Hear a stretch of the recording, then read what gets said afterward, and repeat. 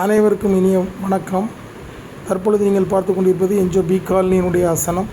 இன்று நான் அந்த ஆசனத்திற்கு சென்றிருந்தேன். அப்பொழுது கறி குழம்பு என்று சொன்னார்கள். ஆனால் அந்த கப்பில் கறி குழம்பு மட்டுமே இருந்தது, கறி இல்லை. ஐஸ்கிரீம் கொடுக்கப்படும் என்று சொன்னார்கள், அது இல்லை. பாயாசம் இல்லை. நன்றி. ஒரு 10 மணி இருக்குமா, 10 மணி வெறும் சாம்பார் மட்டும் தான் இருக்குன்னு சொல்கிறாங்க. நான் சாப்பிட்டேன். கடைசியில் கறி துண்டு இல்லை, குழம்பு ஊற்றுனாங்க. சரி பரவாயில்ல. அது சபையில் உள்ளாலும் ஐஸ்கிரீம் எடுத்து வச்சுட்டு கொடுக்க வேண்டாங்காரு. சரி அது போட்டோம். பந்தி பரிமாற இடத்துல ஐஸ்கிரீம் டப்பா கிடக்கு, தாள் கிடக்கு, பேப்பர் எடுக்கு. அப்போ அதில் பரிமாற எடுத்து அந்த டப்பாவை போட்டு போகிறோன்னா என்ன ஒழுங்கு? அப்போ பெரிய ஆட்கள் அதை கவனிக்க வேண்டாமா?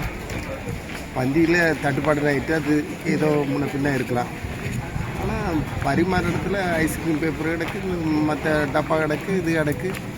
உள்ளே போகிறதுக்கே இடைஞ்சலாக இருக்குது. கடைசியில் வரவங்களுக்கு வெறும் சாம்பார் இருக்குங்கன்னாங்க. சரி, இதெல்லாம் திட்டமிட்டு செய்ய வேண்டியது.